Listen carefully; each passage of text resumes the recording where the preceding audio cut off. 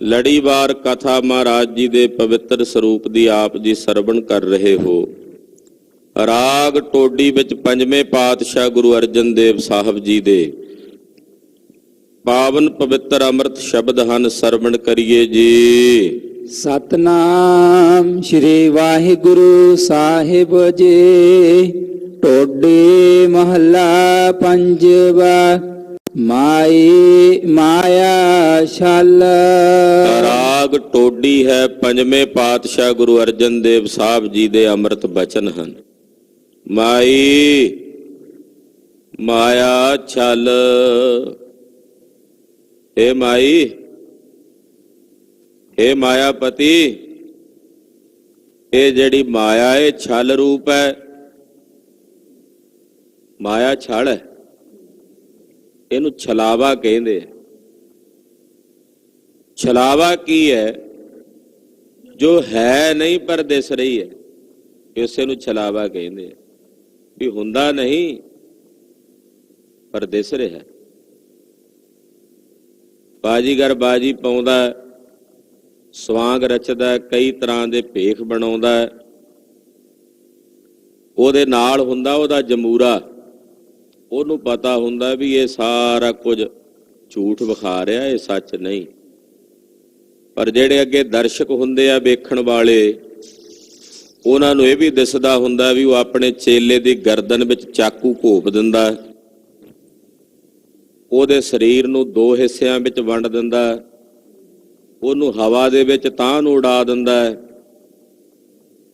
ਵੇਖਣ ਵਾਲਾ ਸੋਚਦਾ ਵੀ ਇਹ ਸਾਰਾ ਕੁਝ ਸੱਚ ਹੋ ਰਿਹਾ, ਅਸਲ ਵਿੱਚ ਉਹ ਸੱਚ ਕੁਝ ਵੀ ਨਹੀਂ ਹੁੰਦਾ, ਛੜਾਵਾ ਹੁੰਦਾ, ਸਭ ਛਲ।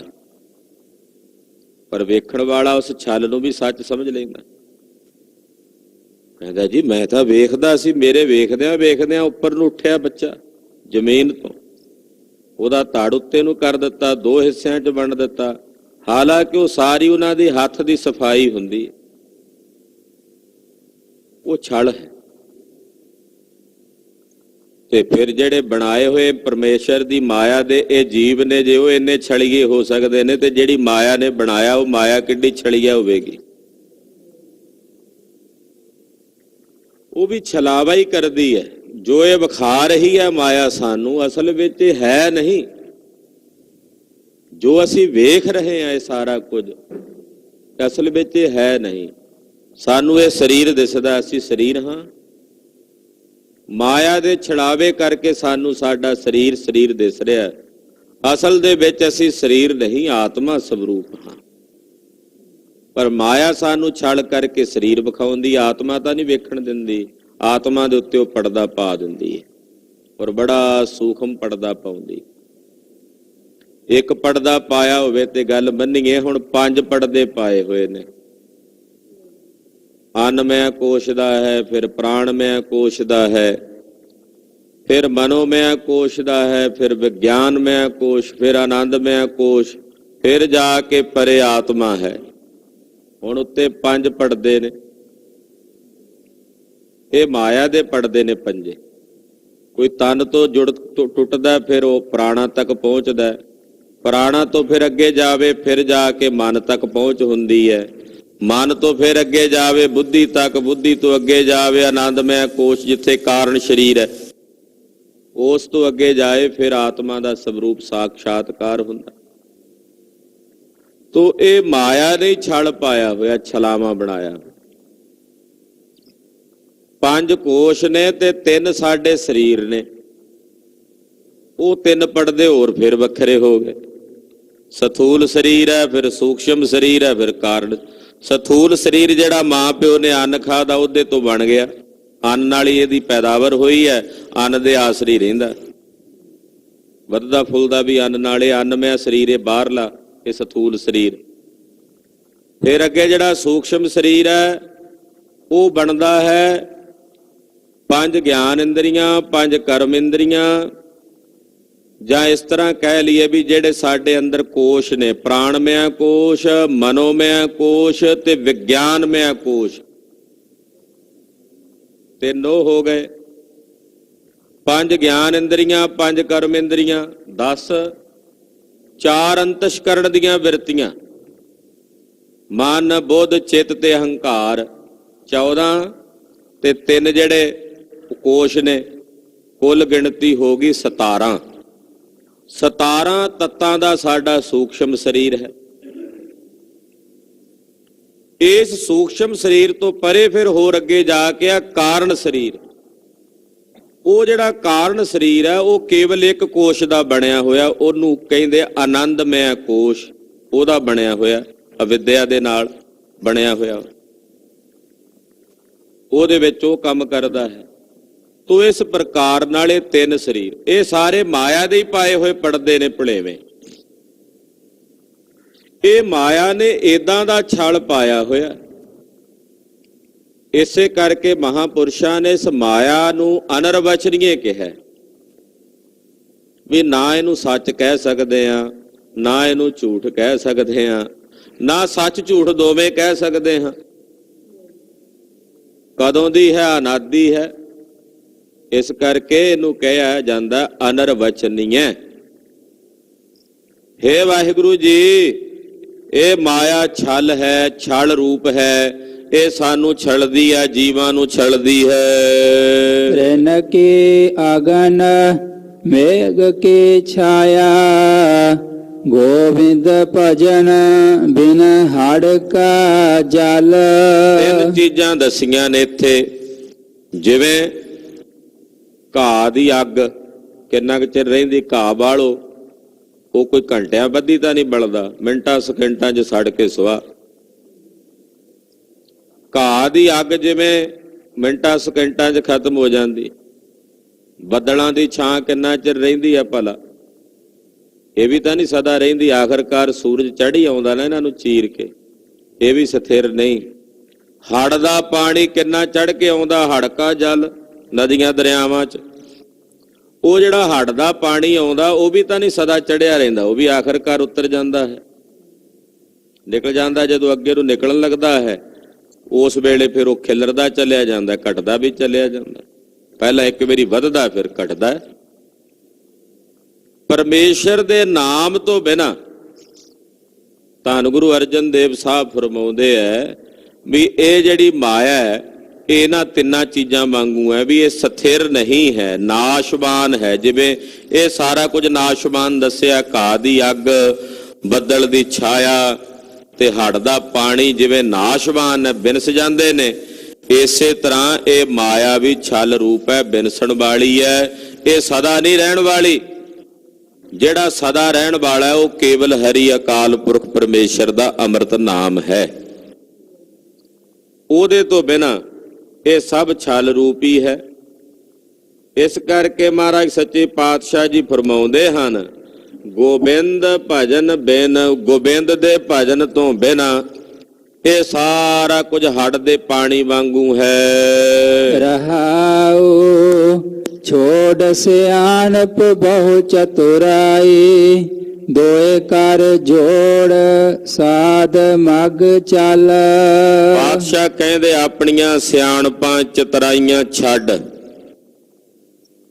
ਸਿਆਣਪਾਂ ਚਤੁਰਾਈਆਂ ਨੂੰ ਛੱਡ ਕੇ ਆਪਣੇ ਦੋਵੇਂ ਹੱਥ ਜੋੜ ਕੇ ਮਹਾਂਪੁਰਸ਼ਾਂ ਸਾਧੂਆਂ ਦੇ ਪਾਏ ਹੋਏ ਰਸਤੇ ਤੇ ਚੱਲ। ਚਤੁਰਾਈ ਛੱਡ ਕੇ, ਸਿਆਣਪ ਛੱਡ ਕੇ, ਜਿਹੜਾ ਰਾਹ ਮਹਾਂਪੁਰਸ਼ਾਂ ਨੇ ਸਾਧੂਆਂ ਨੇ ਦੱਸ ਦਿੱਤਾ ਹੈ ਉਸ ਰਾਹ ਤੇ ਚੱਲ। ਚਤੁਰਾਈ ਸਿਆਣਪ ਨਹੀਂ ਕਰਨੀ ਜੀ ਹੁਣ ਅਸੀਂ ਆਹ ਕੁਝ ਕਰੀਏ, ਅਸੀਂ ਤਾਂ ਬੜੇ ਅੱਗੇ ਲੰਘ ਗਏ ਸਾਂ। ਨਾ ਭਾਈ, ਚਤਰਾਈਆਂ ਚਲਾਕੀਆਂ ਛੱਡ ਕੇ ਮਹਾਂਪੁਰਸ਼ਾਂ ਸਾਧੂਆਂ ਨੇ ਜਿੱਥੋਂ ਕਿਹਾ ਨਾ ਸ਼ੁਰੂ ਕਰਨ ਤੋਂ ਉੱਥੋਂ ਕਰੋ, ਭਾਵੇਂ ਤੁਸੀਂ ਉਹ ਪਹਿਲਾਂ ਕੀਤਾ ਵੀ ਹੋਵੇ। ਜਿੱਥੋਂ ਆਰੰਭ ਨੂੰ ਕਹਿੰਦੇ ਉੱਥੋਂ ਆਰੰਭ ਦਿਓ। ਤੋ ਦੋਵੇਂ ਹੱਥ ਜੋੜ ਕੇ ਵਿਨਿਮਰ ਭਾਵ ਨਾਲ ਉਸ ਰਾਹ ਤੇ ਚੱਲੋ ਜਿਹੜਾ ਰਸਤਾ ਮਹਾਂਪੁਰਸ਼ ਸਾਧੂ ਦੱਸਦੇ ਆ ਚੱਲਣ ਵਾਸਤੇ। ਸਿਮਰ ਸੁਆਮੀ ਅੰਤਰ ਜਾਮੇ, ਮਾਨੁਖ ਦੇਹ ਕਾ ਇਹੋ ਉਤਮ ਫਲ। ਵਾਹਿਗੁਰੂ ਪਰਮੇਸ਼ਰ ਦੇ ਸੁਆਮੀ ਦਾ ਸਿਮਰਨ ਕਰੋ, ਨਿਰੰਕਾਰ ਦਾ ਭਜਨ ਕਰੋ, ਗਰੀਬ ਨਵਾਜ ਪਾਤਸ਼ਾਹ ਕਹਿੰਦੇ ਮਨੁੱਖੀ ਦੇਹ ਦਾ ਇਹੀ ਫਲ ਹੈ, ਮਨੁੱਖੀ ਸਰੀਰ ਦਾ। ਹਾਂਜੀ ਭਾਈ ਸਾਹਿਬ,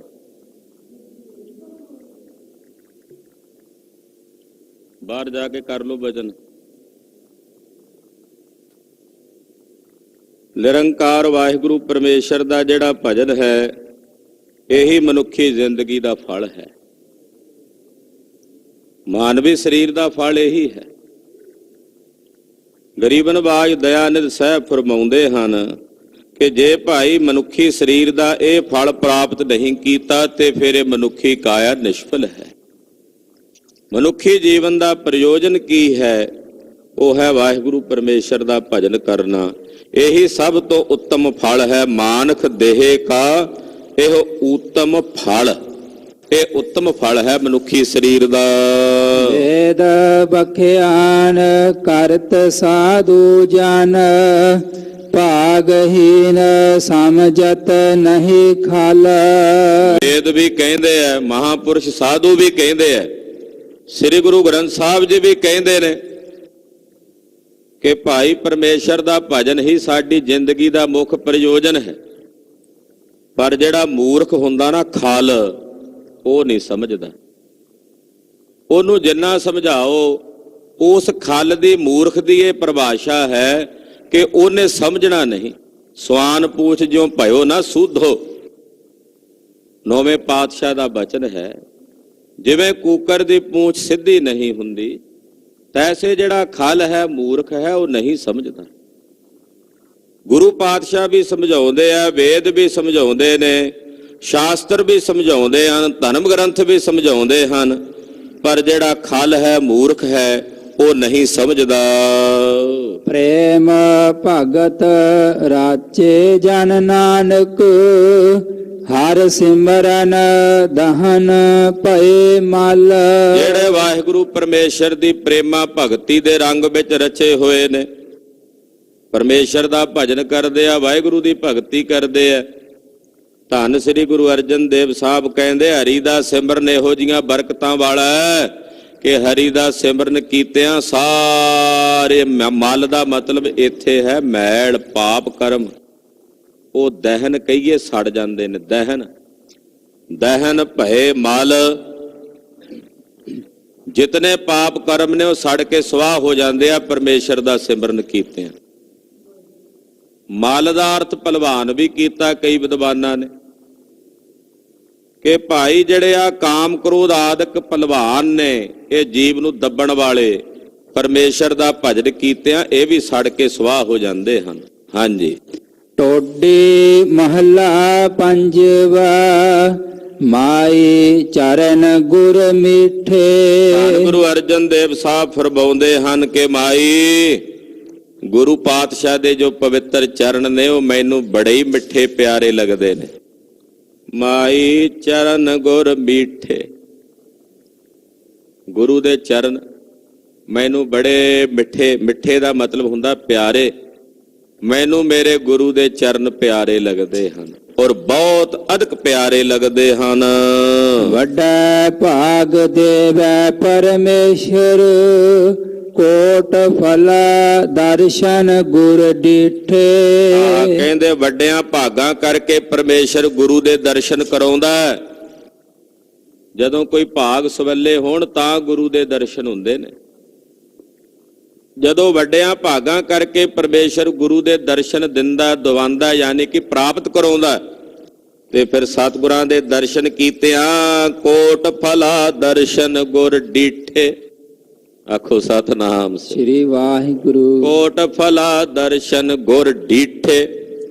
ਡੀਠੇ ਜਦੋਂ ਗੁਰੂ ਦੇ ਦਰਸ਼ਨ ਕੀਤੇ ਤੇ ਕਰੋੜਾਂ ਪੁੰਨਾਂ ਦੇ ਫਲ ਪ੍ਰਾਪਤ ਹੋ ਗਏ। ਕੋਟ ਫਲਾ, ਕੋਟ ਨਾਮ ਕਰੋੜਾਂ ਦਾ ਹੈ, ਫਲਾ ਨਾਮ ਫਲਾਂ ਦਾ ਹੈ। ਕਰੋੜਾਂ ਫਲ ਪ੍ਰਾਪਤ ਹੋ ਗਏ ਪੁੰਨ ਕਰਮਾਂ ਦੇ। ਕਦੋਂ? ਜਦੋਂ ਸਤਿਗੁਰੂ ਜੀ ਦੇ ਦਰਸ਼ਨ ਕੀਤੇ। ਕੋਟ ਫਲਾ ਦਰਸ਼ਨ ਗੁਰ ਡੀਠੇ।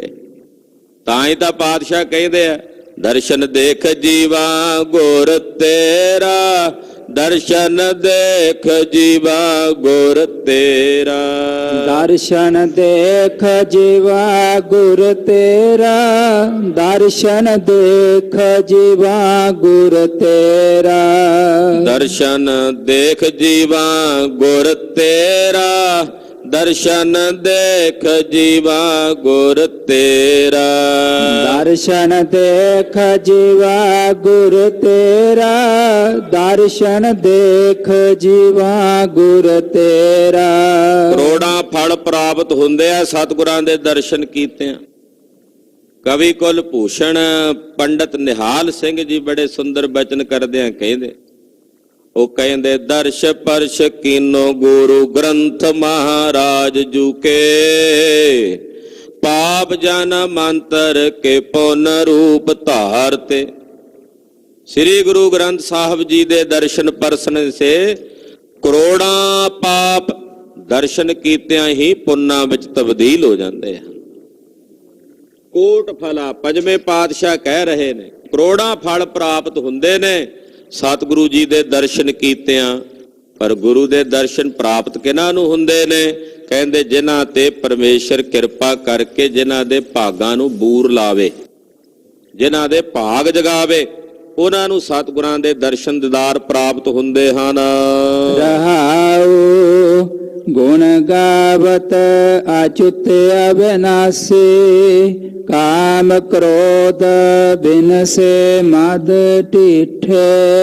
ਵਾਹਿਗੁਰੂ ਪਰਮੇਸ਼ਰ ਦੇ ਗੁਣ ਗਾਵਤ, ਉਹਦੇ ਗੁਣ ਗਾ ਕੇ ਜੋ ਅਚੁੱਤ ਨਾ ਡਿੱਗਣੇ ਵਾਲਾ ਅਬਨਾਸ਼ੀ ਵਿਨਾਸ਼ ਤੋਂ ਰਹਿਤ ਹੈ, ਉਹਦੇ ਗੁਣ ਗਾਈਏ।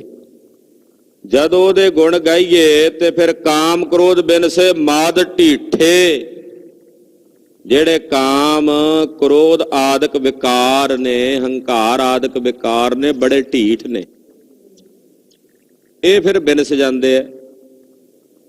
ਇਹ ਤਾਂ ਬਿਨਸਦੇ ਨੇ ਜਦੋਂ ਵਾਹਿਗੁਰੂ ਦੇ ਗੁਣ ਗਾਈਏ। ਜਿਹੜੀ ਢੀਠਪੁਣੇ ਦੀ ਬਿਰਤੀ ਹੁੰਦੀ ਹੈ ਨਾ, ਢੀਠਪੁਣਾ ਵੀ ਗਲਤੀ ਹੋਣ ਤੋਂ ਬਾਅਦ ਵੀ ਢੀਠਪੁਣਾ ਕਰਨਾ, ਉਹ ਢੀਠਪੁਣਾ ਉਦੋਂ ਖਤਮ ਹੁੰਦਾ ਜਦੋਂ ਸਾਹਿਬ ਦੇ ਗੁਣ ਗਾਈਏ, ਨਿਰੰਕਾਰ ਦੇ ਗੁਣ ਗਾਈਏ। ਨਹੀਂ ਤਾਂ ਫਿਰ ਢੀਠ ਮੁਕਰਨ ਦੀ ਜਿਹੜੀ ਬਿਰਤੀ ਹੁੰਦੀ ਹੈ ਉਹ ਮਨੁੱਖ ਦੀ ਜਿਉਂ ਦੀ ਤਿਉਂ ਬਣੀ ਰਹਿੰਦੀ ਹੈ, ਭਾਵੇਂ ਜਿੰਨੇ ਮਰਜ਼ੀ ਧਰਮ ਕਰਮਾਂ ਵਿੱਚ ਪ੍ਰਵਿਰਤ ਹੁੰਦਾ ਫਿਰੇ। ਇਸ ਕਰਕੇ ਭਾਈ ਵਾਹਿਗੁਰੂ ਦੇ ਗੁਣ ਗਾਇਆ, ਇਹ ਜਿਹੜੇ ਵਿਕਾਰ ਵੀ ਢੀਠ ਨੇ ਨਾ, ਇਹ ਖਹਿੜਾ ਨਹੀਂ ਛੱਡਦੇ ਜੀਵ ਦਾ।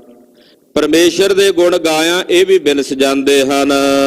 ਅਸਥਿਰ ਭਏ ਸਾਚ ਰੰਗ ਰਾਤੇ, ਜਨਮ ਮਰਨ ਬਹੁਰ ਨਹੀਂ ਪੀਠੇ।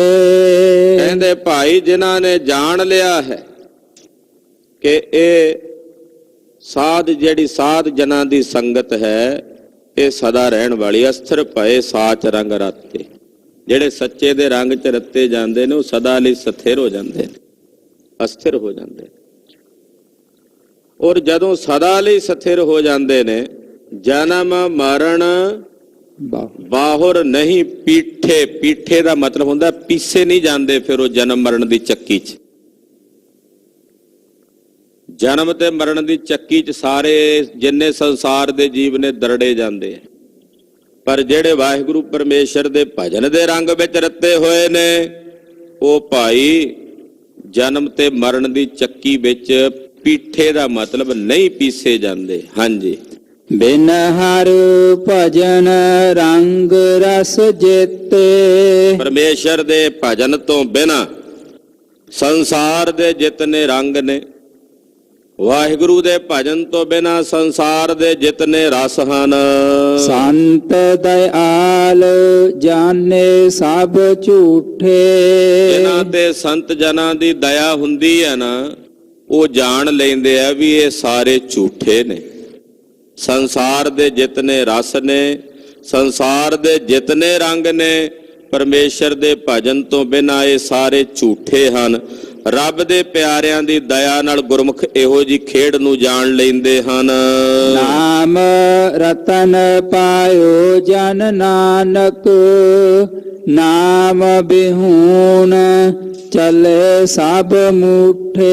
ਵਾਹਿਗੁਰੂ ਪਰਮੇਸ਼ਰ ਦੇ ਨਾਮ ਰੂਪੀ ਕੀਮਤੀ ਰਤਨ ਨੂੰ ਧੰਨ ਗੁਰੂ ਅਰਜਨ ਦੇਵ ਸਾਹਿਬ ਜੀ ਕਹਿੰਦੇ ਜਿਨ੍ਹਾਂ ਪ੍ਰਾਪਤ ਕੀਤਾ ਹੈ ਉਹ ਤਾਂ ਤਰ ਗਏ, ਤੇ ਜਿਹੜੇ ਨਾਮ ਤੋਂ ਵਿਹੂਣੇ ਸਨ ਚਲੇ ਸਭ ਮੂਠੇ, ਉਹ ਠੱਗੇ ਹੋਏ ਇਹ ਸੰਸਾਰ ਤੋਂ ਚਲੇ ਗਏ। ਯਾਨੀ ਕਿ ਆਪਣੇ ਜਨਮ ਦੀ ਬਾਜੀ ਨੂੰ ਹਾਰ ਕੇ ਚਲੇ ਗਏ। ਸਤਿਗੁਰੂ ਜੀ ਕਿਰਪਾ ਕਰਨ, ਸਾਹਿਬ ਦੀ ਇਹ ਪਾਵਨ ਪਵਿੱਤਰ ਗੁਰਬਾਣੀ ਦੁਆਰਾ ਸਾਨੂੰ ਸਤਿਬੁੱਧੀ ਸਮਤ ਪ੍ਰਾਪਤ ਹੋਵੇ। ਸਾਡਾ ਗਾਵਿਆ ਸੁਣਿਆ ਸਤਿਗੁਰੂ ਜੀ ਥਾਏ ਪਾ ਲੈਣ। ਹੋਈਆਂ ਭੁੱਲਾਂ ਚੁੱਕਾਂ ਦੀ ਖਿਮਾ। ਵਾਹਿਗੁਰੂ ਵਾਹਿਗੁਰੂ ਵਾਹਿਗੁਰੂ ਵਾਹਿਗੁਰੂ।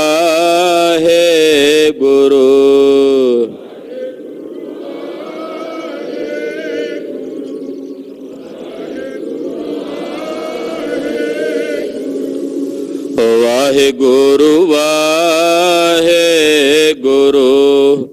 ਵਾਹਿਗੁਰੂ ਵਾਹਿਗੁਰੂ।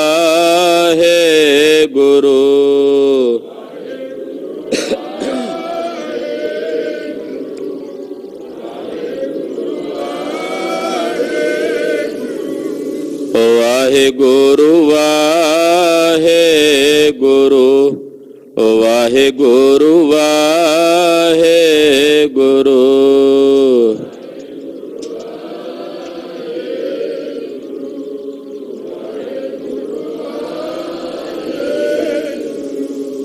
ਵਾਹਿਗੁਰੂ ਜੀ ਕਾ ਖਾਲਸਾ, ਵਾਹਿਗੁਰੂ ਜੀ ਕੀ ਫਤਿਹ।